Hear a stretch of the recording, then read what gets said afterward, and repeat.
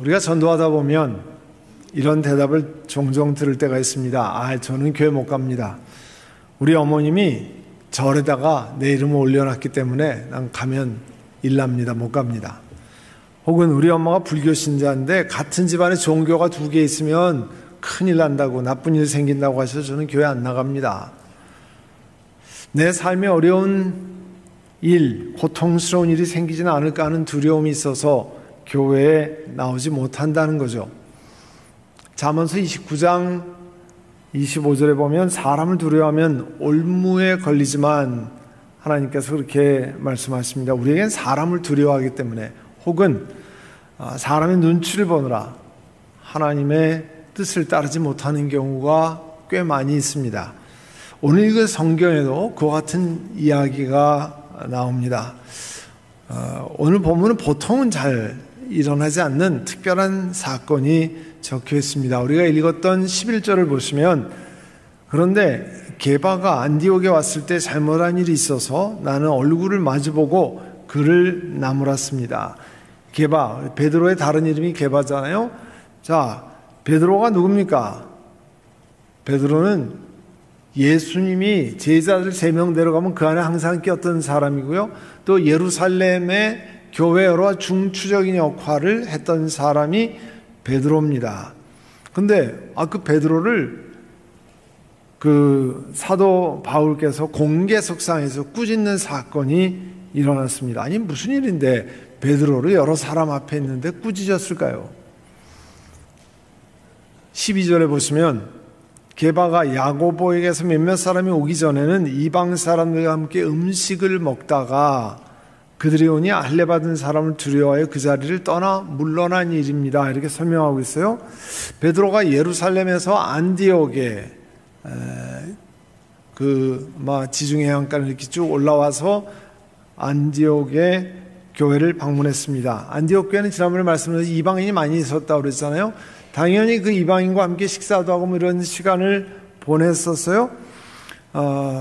그런데 이 유대인들도 우리 한국 사람들이 식사 친교를 중요하게 생각하는 것처럼 마찬가지입니다. 그래서 같은 부류의 식사를 같이 하면 이거 같은 부류의 사람이다. 그러니까 이방인과 같이 식사하면 이방인 취급을 합니다. 그래서 유대인들이 이방인들과 식사를 같이 안 했거든요. 그런데 베드로가 이방인들과 함께 식사를 하는 중에 예루살렘에서 야고보와 같이 있던 사람들이 안디옥에 왔습니다. 그러니까 식사 자리에서 스르르 물러났습니다. 마치 식사 같이 안 한 사람과 같이. 그러면 베드로가 처음으로 이방인들과 함께 식사하다가 당황한 겁니까? 아니죠. 2주 전에도 설교할 때 말씀을 드렸습니다만, 베드로는 이 바울과 바나바가 안디옥 교회 대표로 예루살렘으로 내려왔잖아요. 그들이 선교하면서 이방인들이 예수 믿게 되었습니다.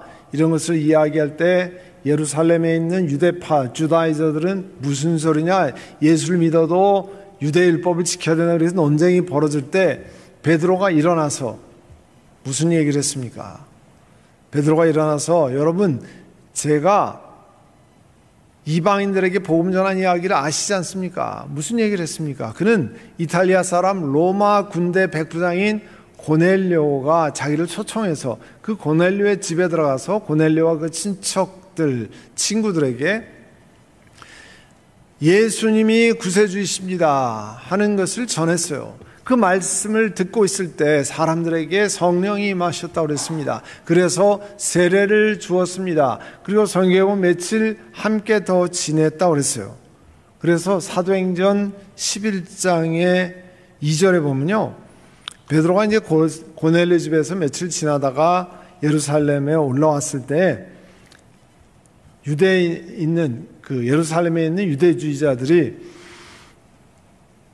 베드로를 향해 손가락질한 거예요. 아니, 당신 저기 위에 고넬료 집에서 할례 받지 않는 사람 집에 들어가서 음식 함께 먹었다며 이렇게 하면서 손가락질했습니다. 나무랐어요. 그때 베드로가 그 자객이 일어날지를 잘 설명했습니다. 자기도 본래 유대율법을 잘 지키는 사람으로 하나님께서 특별한 환상을 통해서 자기로 하여금 이방인에게 가서 복음을 나누도록 했고, 그 말씀에 순종해서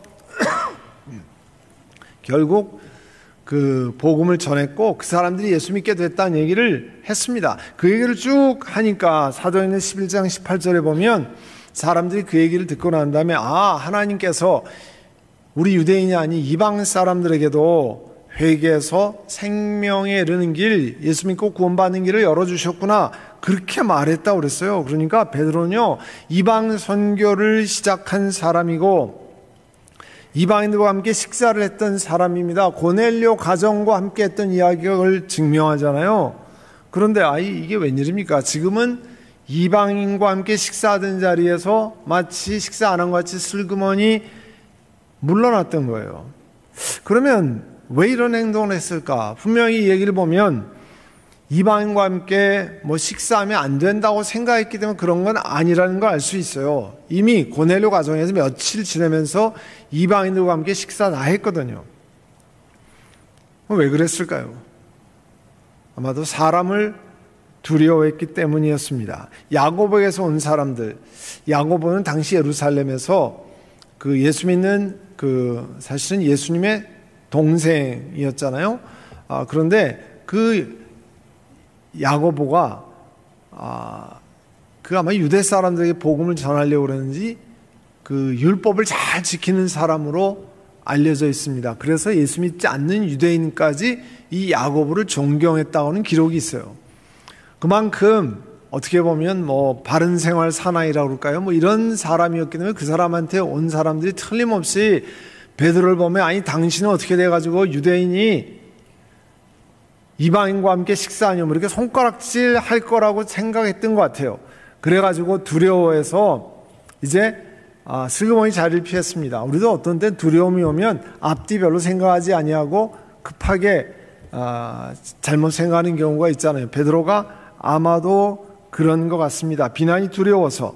왜냐하면 갈라디아서 2장 12절 중간에 보면 할례 받은 사람을 두려워했다라는 말씀이 나옵니다. 자, 베드로가 사람을 두려워해서 이방인과 식사 다 해놓고 마치 하지 않은 것처럼 행동했습니다. 바울이 이걸 보고요, 베드로 당신은 위선자야, 히포크릿, 당신 잘못했다고 하는 것을 지적을 했습니다. 왜냐하면 가만히 있기가 어려운 게 그 여파가 미쳤거든요. 13절에 보면 그 주변에 있던 유대인들도 베드로가 하는 거 보고 같이 따라했다는 거예요. 위선했고, 더욱이 사도 바울과 함께 복음을 전했던 바나바도 위선에 끌려갔다고 그랬어요. 그래서 14절에 보면 그들이 복음의 진리를 따라 똑바로 걷지 않는 것을 보고 모든 사람 앞에 게바에게 이렇게 말했다는 거예요. 당신은 유대 사람인데도 유대 사람처럼 살지 않고 이방인들과 함께 밥 먹고 이렇게 하는데, 어찌해서 이방 사람들 보고 유대 사람이 더라고 강요합니까? 당신은 이렇게 유대 사람과 이방 사람과 밥 먹지 않고 피하고는 유대 율법을 다 지키라고 하는 거 아닙니까? 그러면 당신은 어떻게 이방 사람들 보고 유대 사람처럼 살려고 하는 겁니까? 그런 거예요. 그래서 가만히 있다가는 그런 것이 퍼져나갈 것 같아서 공개석상에서 질책을 한 겁니다. 예를 들면 이런 거예요. 제가 하지 말아야 될 것을 공개석상에서 하면 어떻게 됩니까?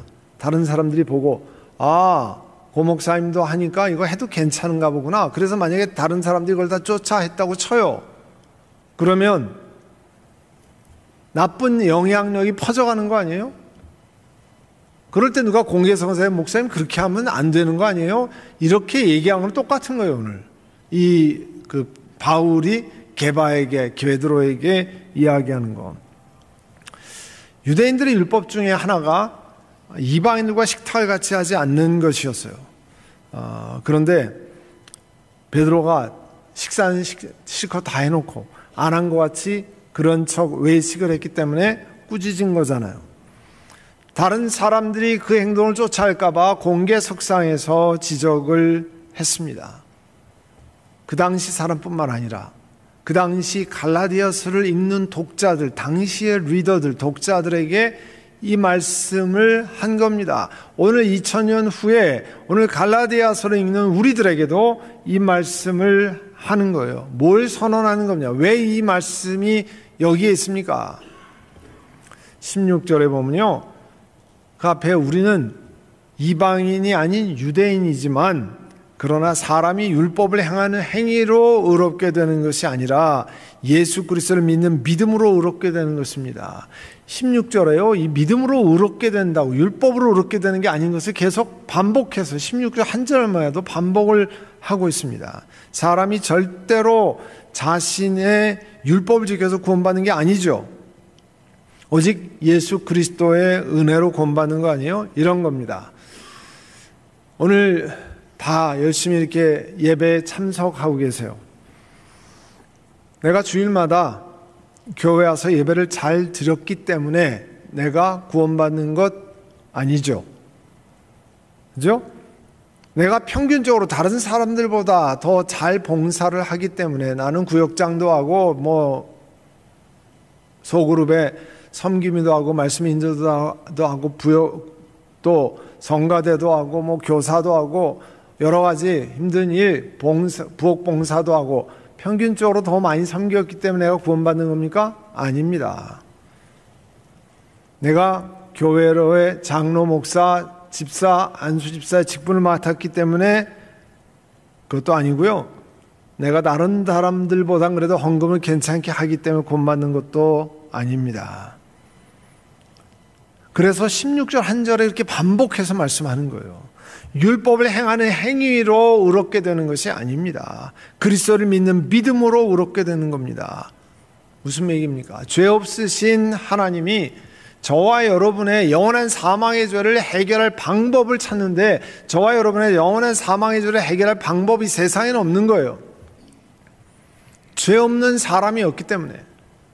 그래서 죄 없으신 하나님이 이 땅에 사람으로 오셔서 예수 그리스도로 오셔서 우리들의 죄를 대신해서 그 죄값을 십자가에서 죽음으로 치르신 거잖아요. 그래서 그 예수님이 죽으셨다가 3일째 된 날 부활하신 것을 나는 한 일이 아무것도 없지만 그 예수님이 나를 영원한 사망에서 건지시고 영원한 생명으로 인도하시는 것을 받아들이는 그 믿음으로 내가 의롭게 되는 것입니다 하는 거예요. 성도들 가운데는요, 예수님 은혜로 죄 용서 받는다는 것 때문에 나는 예수님 믿고 죄 용서 받으니까 뭐 죄를 졌더라도 예수님 앞에 죄를 뭐 고백하면 죄 용서함 받는 거 아니야? 뭐 이렇게 생각하고 죄 짓는데 부담 덜 느끼는 분들이 있습니다. 그런 사람은 복음을 오해한 거예요. misunderstanding이에요.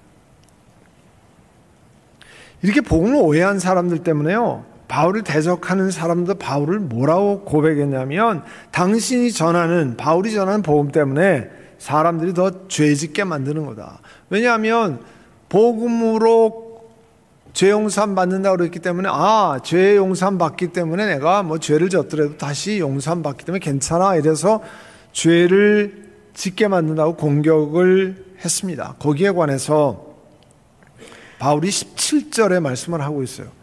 우리가 그리스도 안에서 의롭다고 하심을 받으려고 하다가 우리가 죄인으로 드러난다면 그리스도는 우리로 하여금 죄를 짓게 하는 분이란 말입니까? 아니요, 그럴 수 없습니다. 만일 예수님이 죄를 용서하시기 때문에 내가 더 쉽게 죄를 지을 수 있다. 그러면 예수님이 죄를 짓게 만드는 분이잖아요. 그러지 않았으면 내가 죄를 안 지으려고 할 텐데 예수님이 죄 용서하시는 분이기 때문에 잘못하면 내가 예수님 믿고 더 쉽게 죄를 짓게 만드는 그런 분이 아닙니까? 근데 이런 논리가 말이 안 된다는 거죠. 왜냐하면 예수님을 구세주로 영접하고 예수님이 내 죄를 용서한 분이라고 영접하면 예수님이 내 안에 계시면요, 그렇게 함부로 쉽게 죄를 짓는데 달려가지 않습니다. 왜냐하면 거룩하신 그분이 우리와 함께 하시기 때문에 내 삶, 내 언어, 내 행동 이렇게 쉽게 죄 짓는 거에 나가지 않아요. 과거에는 아무 상관없이 죄 짓고 아무 상관없이 악한 행동을 하고 아무 상관없이 악한 말을 했는데 예수 믿고 난 다음부터 예수님을 구세주로 영접한 다음부터는 그게 머뭇머뭇되는 거예요. 이렇게 하면 안 되는 건데 이거 내가 할 수 있을까? 이렇게 되는 거 아니에요. 그래서 예수를 믿으면 죄 용서함 받은 후에 죄에서 멀어지는 거예요. 예수님 믿으면 죄를 쉽게 짓지 않게 되는 겁니다. 그래서 그리스도 안에 있으면 옛사람이 죽고 새로운 생명이 시작되기 때문에 이 방탕한 삶으로, 방종하는 삶으로 나가지 않게 된다는 거예요. 하나님의 은혜는 죄 짓는 것을 쉽게 만드는 게 아닙니다. 다 용서해 주니까 난 마음대로 살아도 된다? 아니요. 성경에는 그렇게 말씀한 적도 없고 또 거룩하신 예수님이 내 안에 오면 그렇게 되지도 않습니다. 하나님의 은혜는 죄 짓는 것을 쉽게 만드는 것이 아니라 우리를 죄에 대해서 죽게 만드는 거예요. 그래서 19절에 보시면 나는 율법과의 관계에서는 율법으로 말미암아 죽었습니다. 그래서 내가 하나님과의 관계 안에 살려고 하는 것입니다. 이게 무슨 말이냐면요. 율법으로 말미암아 죽어버렸다. 이제 내가 율법을 지켜서 내 힘으로 구원 얻으려고 하지 않는다, 그런 뜻이에요. 대신에 내 안에 그리스도께서 사시는 것이라 말씀합니다. 내가 그리스도와 함께 십자가에 못 박혀서 20절에 이렇게 말씀하고 있어요. 이게 유명한 말이잖아요. 갈라디아서 2장 20절 우리 암송 구절에도 개역 개정판으로 외웠죠. 내가 그리스도와 함께 십자가에 못 박혔나니 그런지 이제 내가 산 것이 아니요 내 안에 그리스도께서 사신 것이라. 이제 내가 육체 가운데 사는 것은 나를 사랑하사 나를 위하여 자기 몸을 들이신 그 아들을 사랑하는 그 믿음 안에 사는 것이라. 우리가 개역 개정판으로 외웠는데요. 이게 지금 새 번역에 이렇게 되어 있어요. 나는 그리스도와 함께 십자가에 못 박혔습니다. 이제 내가 살고 있는 것은 내가 아닙니다. 그리스도께서 내 안에 살고 계십니다. 내가 지금 육신 안에 살고 있는 삶은 나를 사랑하셔서 나를 위하여 자기 몸을 내어주신 하나님의 아들을 믿는 믿음 안에 사는 것입니다. 죄를 짓는 나의 악한 육체의 모습이 그리스도와 함께 십자가에 죽었다, 그런 뜻이에요. 그리고 이제는 내 안에 부활하신 그리스도께서 함께 동행하시며 사신다, 그렇게 말씀합니다. 그래서 사도 바울은 우리 그리스도인들이 살아가는 모범을 보이고 있습니다. 그리스도의 삶이란 뭐예요? 내가 최선을 다해서 의롭게 살려고 애쓰는 게 아니에요. 저나 여러분이나 의롭게 얼만큼 의롭게 살 수 있습니까? 생각해 보세요. 자, 내가 보니까 옆에 있는 사람은 한 1000개쯤 죄를 짓는 것 같아요. 나는 가만 보니까 저 사람에 비해서 한 500개 정도만 죄를 지어요. 그럼 나는 2배만큼 의로운 사람입니까? 저 사람 1000개 죄를 짓고 난 500개. 편의상 이렇게 표현한 거예요.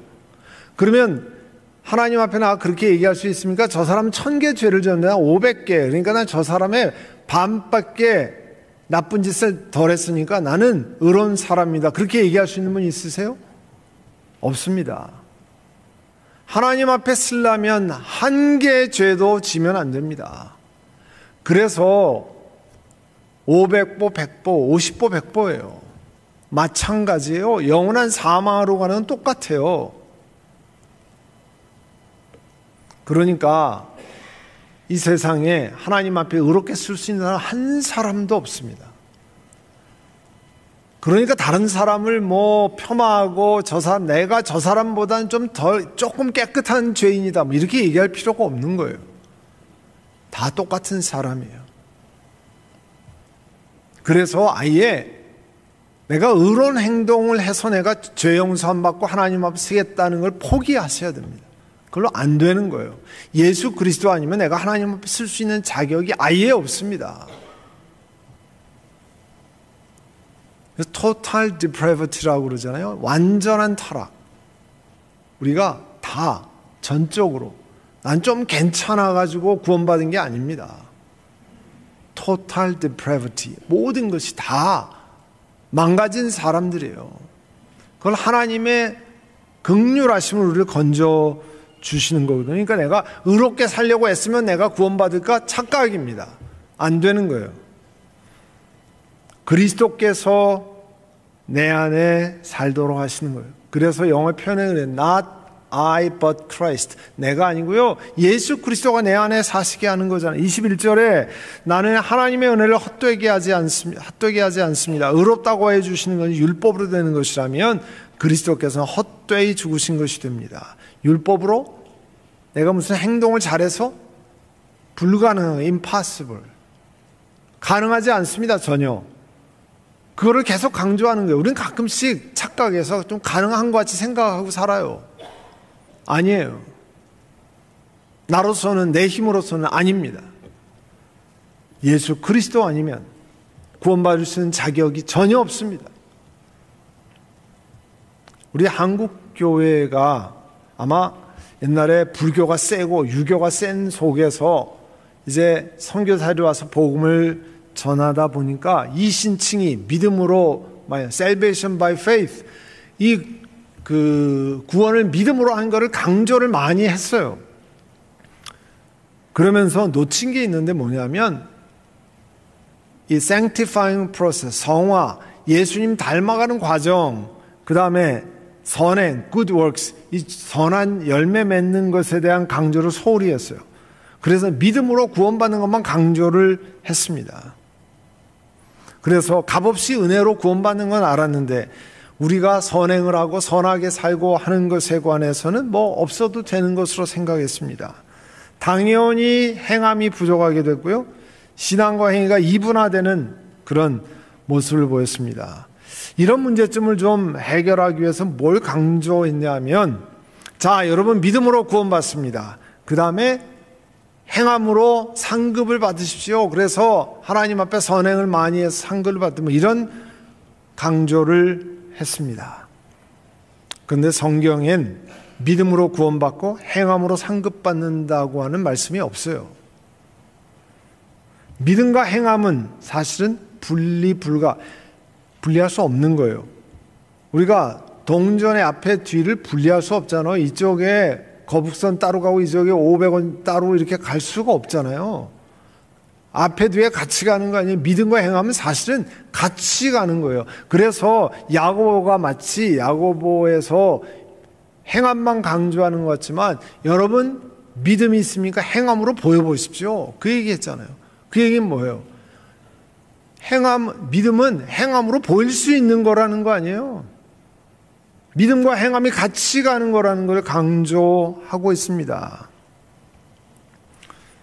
그러니까 우리가 믿음으로 구원받는다는 강조하면서 자주 빠지게 되는 실수가 뭐냐면, 믿음만이 전부고, 그러니까 행함은 그리 필요치 않고 중요치 않다면 이렇게 생각하는 거예요.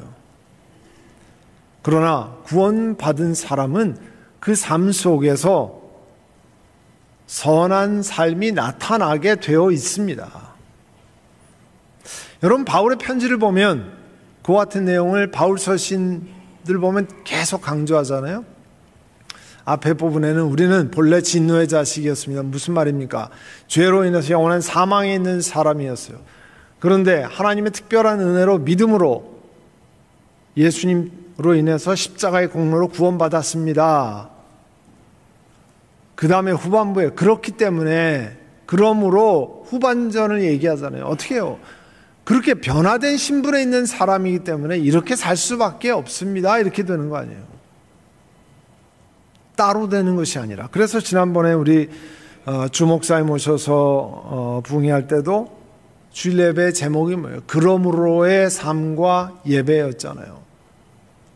로마서 1장부터 11장까지 우리가 어떻게 변화된 예수 그리스도로 말미암아 어떤 사람으로 바뀌었는가를 깨닫고, 영원히 죽었던 사람이 살아나서 예수 그리스도의 은혜로 살아나서, 그러므로 12장부터 그러므로의 삶은 일상에서, 일터에서, 가정에서, 사회에서 그렇게 살아갈 수밖에 없다고 하는 것을 강조했잖아요.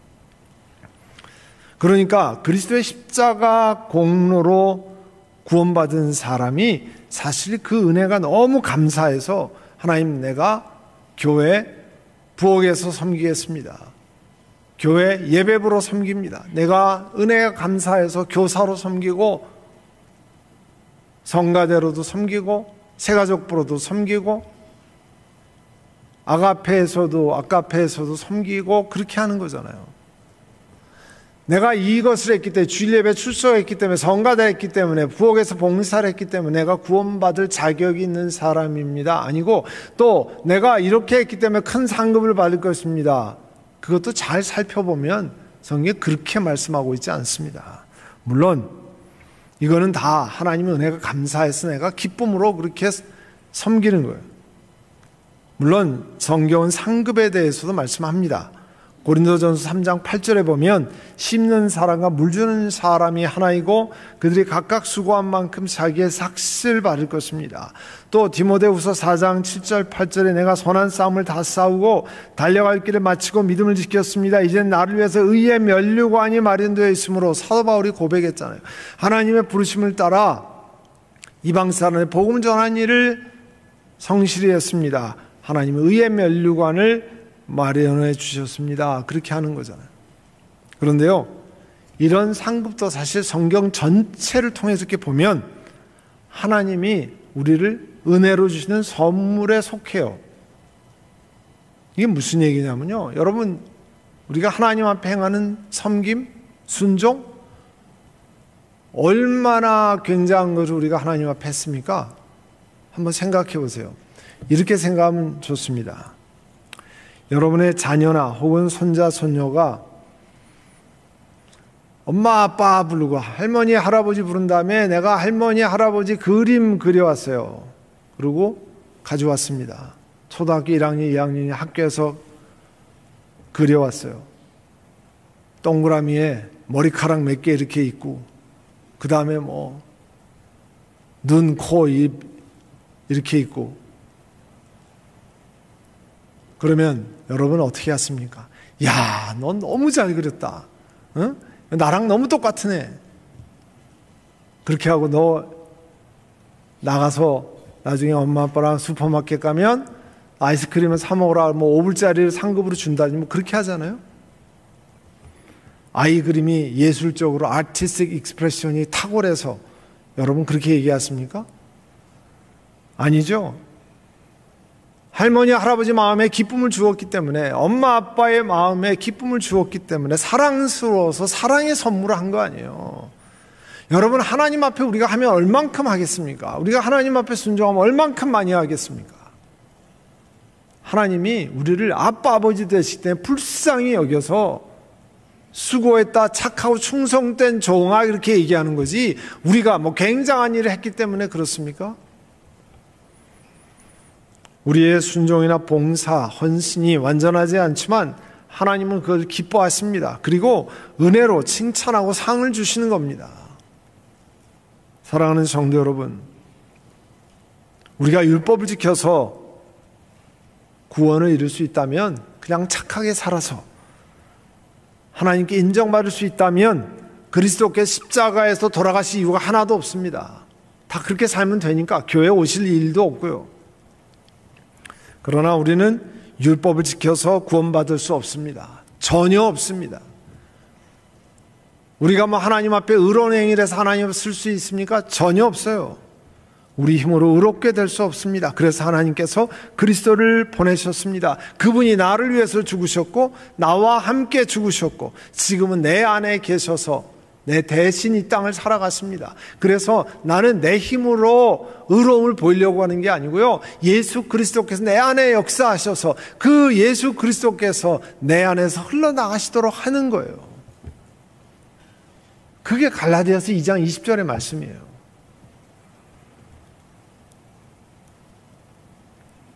그러면 하나님은 우리의 부족한 순종마저도 기뻐하시고 아버지의 마음으로 상을 주시는 거 아니에요? 어떻게 보면 그 상은 우리가 잘했기 때문에 대가가 아니라 하나님의 은혜의 선물과도 같은 겁니다. 오늘 우리 다시 한번 왜 갈라디아서 2장을 이렇게 우리에게 주셨습니까? 왜 베드로가 책망을 받았습니까? 우리도 그렇게 살지 않도록 예수 그리스도의 율법을 지켜 사는 것이 아니라 은혜로 사는 겁니다. 그리고 그 은혜에 감사해서 내가 주일 예배를 드리고 하나님 앞에 성가대로 섬기고 교사로 예배부로 부엌 봉사로 교회를 청소하고 세상에 나가서 꾸준히 일을 하고 그런 일을 하는 겁니다. 오늘 그 말씀을 기억하고 하나님 앞에 나아가시기를 간절히 바랍니다. 우리 시간 함께 기도하겠습니다. 하나님, 우리가 착각해서 내 힘으로 내 능력으로 내가 이렇게 잘했다고 착각하는 것 하나님이 용서해 주시기를 원합니다. 율법이 아니라 내가 의로운 게 아니라 은혜로 내가 이 자리에 있습니다. 우리 시간 하나님 앞에 기도하며 나아가겠습니다. 사랑의 주님, 은혜를 감사합니다. 저희들을 불쌍히 여기셔서 영원히 사망 가운데 있는 사람들을 예수 그리스도로 말미암아 은혜로 건져주시고 또 저희들은 그 은혜가 감사해서 오늘 주 앞에 예배를 드리고 주님 앞에 정성스럽게 귀한 허물을 구별해 주 앞에 올립니다. 사랑의 주님, 저희들의 삶이 주님께 붙들림 받아서 내 힘으로 내 능력으로 거룩함을 보이는 것이 아니라 내 안에 계신 그리스도께서 내 안에 넘쳐나서 내가 아니라 그리스도께서 사시는 것을 보이는 그런 은혜를 허락하여 주옵소서. 예수님의 이름으로 기도드립니다. 아멘.